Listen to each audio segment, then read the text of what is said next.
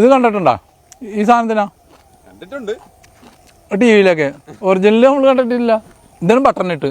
ഇതിപ്പോൾ മൊത്തം നമ്മൾ പന്തലുമ കയറ്റിയേക്കണേണ്. എല്ലാവരും താഴ്ത്തുണ്ടാക്കണേണ്.